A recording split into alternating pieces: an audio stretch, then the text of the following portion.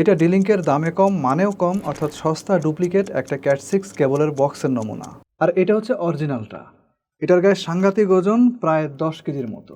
আমার নেট কেন এত স্লো, পিসিতে স্পিড কেন এত কম পাই, আমার রাউটারের পোর্ট গিগাবিট, ল্যান্ড পোর্টও গিগাবিট পিসির, তাহলে স্পিড কেন আমি 1000 Mbps পাই না? আমার সিসিটিভি ক্যামেরা প্রায় ডিস্টার্ব করে, ধীর করে, কেন? এর কারণ হচ্ছে বেশিরভাগ সময় আমরা সাধারণ ইউজাররা মার্কেট থেকে কম দামি রেডিমেড প্যাচকোডগুলো কিনে আনি এবং সেগুলো ব্যবহার করা আরম্ভ করে দেই, অথবা কম দামি কেবলের একটা অংশ কেটে ইচ্ছামতো প্যাচকোড বানায় নেই। ফলে যা হওয়ার তাই হয়, আমরা 100 Mbps এর উপরে স্পিড পাই না, সিগন্যালটা মিস করে, সুতরাং নেট থাকে স্লো। সমাধান হচ্ছে অরিজিনাল ক্যাট 6 কেবল ব্যবহার করা, যার ম্যাক্সিমাম ব্যান্ডউইথ ক্যাপাসিটি হচ্ছে 250 মেগাহার্টজ। আমি যদি একদম ক্লিয়ার কাট বলি তাহলে সেটা হচ্ছে 10 Gbps। বোঝেন তাইলে কি একটা অবস্থা চলতেছে? যেখানে আপনার 10 Gbps স্পিড পাওয়ার কথা, সেখানে আপনি পাচ্ছেন মাত্র 100 Mbps। এগুলো সবই হচ্ছে আপনার ডুপ্লিকেট ক্যাট 6 কেবল ব্যবহার করার ফলাফল। সমাধান হিসাবে আপনি একটু টাকা বেশি খরচ করে এই ক্যাট 6 কেবলগুলো ব্যবহার করতে পারেন। বাট কথা হচ্ছে যে এত বড় বক্স থেকে সামান্য একটা অংশ কেটে আপনি কি প্যাচকোড বানাতে পারবেন, অথবা সেই সুযোগটা কি আপনি পাবেন? উত্তর হচ্ছে খুব সম্ভবত না। কারণ এই যে বক্সটা, এটার দাম হচ্ছে 14,000 টাকার উপরে। আপনি যদি খুচরা হিসাব করেন, প্রতি মিটারের দাম 50 টাকার উপরে আসবে। সঙ্গে আবার RJ45 এর হাই কোয়ালিটির দুইটা কানেক্টর লাগবে। সো এটা ব্যবহার করার উৎকৃষ্ট জায়গা হচ্ছে FTP-B এর ক্ষেত্রে, অর্থাৎ ফাইবার টু দ্য বিল্ডিং। বিল্ডিংয়ের নিচ পর্যন্ত ফাইবার আসে, সেখান থেকে আবার প্রত্যেকের বাসায় ক্যাট 6 কেবলের মাধ্যমে লাইনটা চলে যায়। এটাই হচ্ছে FTP-B, এবং এই সিস্টেমটা এখন সবচেয়ে বেশি চলতেছে। বিশেষ করে যারা বিল্ডিংয়ের বাইরে ঝুলন্ত তার চান না, তারা কিন্তু আগের থেকেই বিল্ডিংয়ের ভেতর থেকে কনসিলড অবস্থাতে এই কেবলগুলো টেনে রাখতে পারেন। সেক্ষেত্রে এই ধরনের কোয়ালিটিফুল কেবল আপনাকে ব্যবহার করতে হবে, এবং এই কেবলগুলোর কোয়ালিটি যেমন ভালো, লংজিভিটিও কিন্তু অনেক বেশি। আর এই কেবলগুলো কিন্তু খুব সহজে এবং স্বাচ্ছন্দ্যে আউটডোরেও ইউজ করা যায়। যেমন ধরেন যে সিসিটিভি ক্যামেরা, অনেক তাপ, রোদ, বৃষ্টিতেও কিন্তু এই কেবলগুলো সহজে সার্ভাইভ করে যায়। চলেন আজকের ভিডিওর মাধ্যমে একটা অরিজিনাল ক্যাট 6 কেবল কিরকম হয়, একটা ডুপ্লিকেট কেবলের সাথে একটা অরিজিনাল ক্যাট 6 কেবলের পার্থক্য কি থাকে, এবং কেনার সময় আসলে কোন কোন মান বিবেচনা করে তারপর আমাদের একটা ক্যাট 6 কেবল কেনা উচিত, আর ডিলিংকের এই কেবলটা কতটুকু কোয়ালিটি এনশোর করতে পারলো, এই বিষয়গুলো ইন ডিটেলে বোঝার চেষ্টা করি। তার আগে বলি, মার্কেট যখন ডিলিংকের নকল ক্যাট 6 এর বক্স দিয়ে পরিপূর্ণ, অথবা এই ধরনের নকল প্যাচকোডে পরিপূর্ণ, ঠিক তখন কম্পিউটার সলিউশন আইএনসি বাংলাদেশে নিয়ে আসছে ডিলিংকের এই অরিজিনাল কেবলগুলো। এগুলো এই ধরনের বক্সের মধ্যে আসে, এবং এই বক্সের সামনের দিকে দেখেন 3টা স্টিকারের মতো লাগানো আছে। একদম প্রথমটা হচ্ছে হলোগ্রাফিক স্টিকার।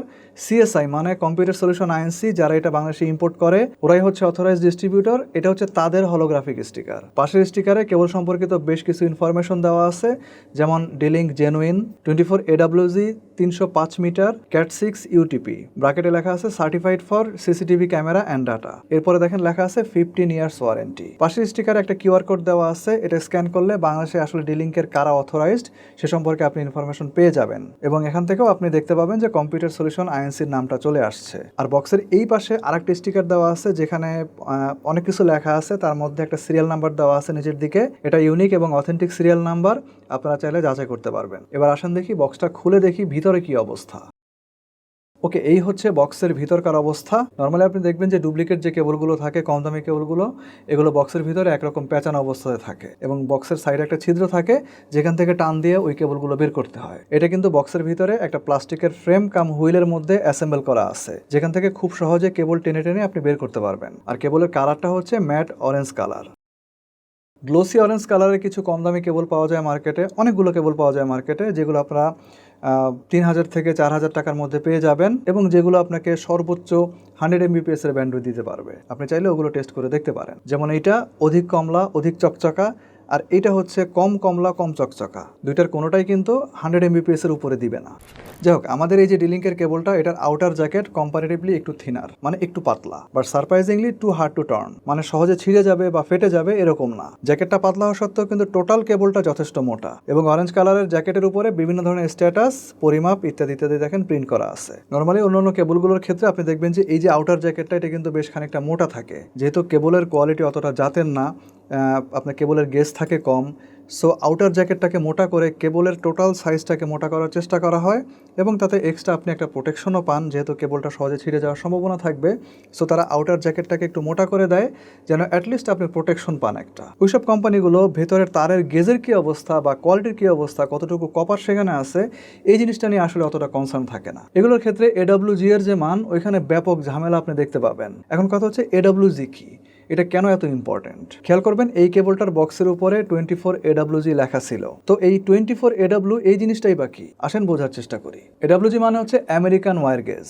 যদি কোনো কেবলের গায়ে এরকম 24 AWG লেখা থাকে, তার মানে হচ্ছে এই কেবলের ডায়ামিটার 24 আমেরিকান ওয়্যার গেজ। এবং এই AWGর বিষয়টা হচ্ছে সামনের সংখ্যাটা যত কম থাকবে তারের গেজ তত মোটা হবে, আর তারের গেজ যত মোটা থাকবে ওই তার তত ভালো। তো ক্যাট 6 এর বেলায় যদি আপনি AWG এর যে মানটা ওটা যদি মেনটেন করতে পারেন, তাহলে যেটা হবে, এক নম্বরে কেবলের ভিতরে রেজিস্ট্যান্স কম থাকবে, ফলে সিগন্যাল লসটা কম হবে।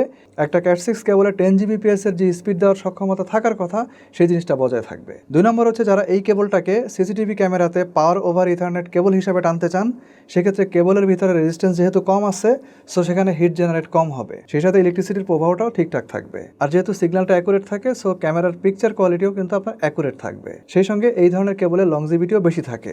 আপনার এই কেবলটার ক্ষেত্রে 15 বছরের তো ওয়ারেন্টি দেওয়া আছে।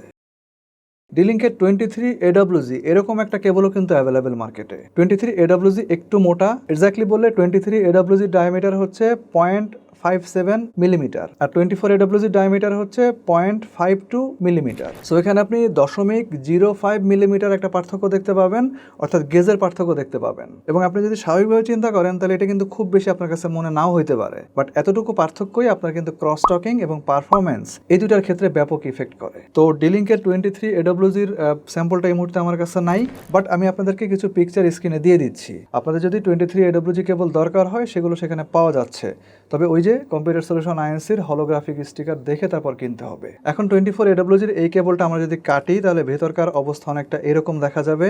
এটা হচ্ছে ইউটিপি কেবল, মানে আনশিল্ডেড টুইস্টেড পেয়ার। 4 জোড়া কেবল আছে ভিতরে, green green white, blue blue white, orange orange white, brown brown white. Cat 6 কেবলের চিরায়ত বৈশিষ্ট্য, মাঝখানে এরকম একটা সেপারেটর থাকবে যেটা 4 প্রকোষ্ঠ বিশিষ্ট।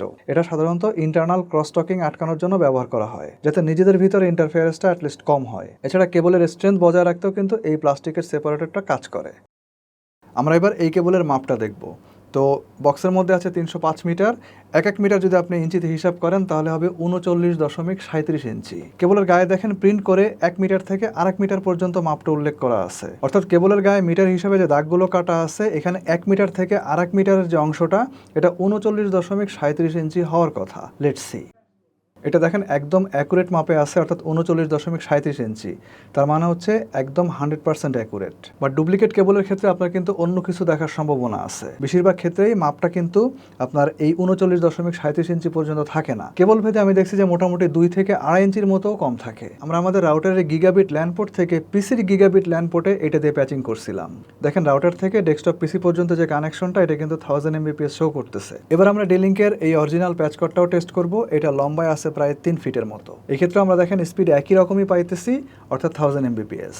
আচ্ছা, আমাদের কাছে একটা ওয়াইফাই 7 এর রাউটার আছে যেটাতে 2.5 Gbps এর একটা গেমিং পোর্ট আছে, এবং আমাদের কম্পিউটারের মাদারবোর্ডেও 2.5 Gbps এর একটা ডেডিকেটেড ল্যান পোর্ট আছে। যেহেতু ক্যাট 6 কেবলগুলো 10 Gbps পর্যন্ত স্পিড টানতে পারে, আমাদের তো 10 Gbps পর্যন্ত দেখানো সম্ভব না। আমাদের পক্ষে যতটুকু সম্ভব আমরা ততটুকু এখানে দেখাইছি। এখানে দেখেন সর্বোচ্চ 2500 Mbps পর্যন্ত এখানে দেখানো গেছে। এখন D-Link-এর এই যে কেবলটা, এটার পুরো বক্সের দাম যদি আমি এক্স্যাক্টলি বলতে চাই তাহলে কোথাও 14,200 টাকায় সেল হচ্ছে, কোথাও সেল হচ্ছে 14,500 টাকায়। সারা বাংলাদেশের যে বড় বড় আইটি স্টোরগুলো আছে সব জায়গায় পাওয়া যাইতেছে। আর সো অ্যাভেলেবিলিটি নিয়ে কোনো সমস্যা নাই। তবে একটা সতর্কতা দিয়ে যাচ্ছে, সেটা হচ্ছে আপনি যদি কখনো দেখেন যে কোনো ক্যাট 6 কেবলের শেষে ক্যাট 6E লেখা, তাহলে ওইটা অবশ্যই বর্জন করবেন, কারণ ক্যাট 6E নামে আপাতত ক্যাট 6 এর কোনো স্ট্যান্ডার্ড নেই। যেটা আছে সেটা হচ্ছে ক্যাট 6A, ওইটা ক্যাট 6 এর থেকেও অ্যাডভান্সড। এবং সেই সঙ্গে D-Link লেখা যদি কোনো অণু দেখেন ওইটারও বর্জন করেন, কারণ D-Link-এর মানে অথরাইজড অণু বাংলাদেশে এখন পর্যন্ত ঢুকে নাই। সো যা আছে সবই ফেক। মানসম্পন্ন অরিজিনাল কেবল ব্যবহার করেন। এমনিতে বাংলাদেশের নেটের যে অবস্থা, স্পিড ঠিক মতো পাওয়া যায় না, তার উপরে আপনি যদি এই ডুপ্লিকেট কেবলগুলো ইউজ করেন তাইলে এক্সপিরিয়েন্স থাকে একদম মিজারেবল। নেটের স্পিডের অবস্থা তখন আরও খারাপের দিকে যায়। সবাইকে আজকের ভিডিও দেখার জন্য অসংখ্য ধন্যবাদ জানাচ্ছি। সবাই ভালো থাকেন, খুব ভালো থাকেন। আল্লাহ হাফেজ।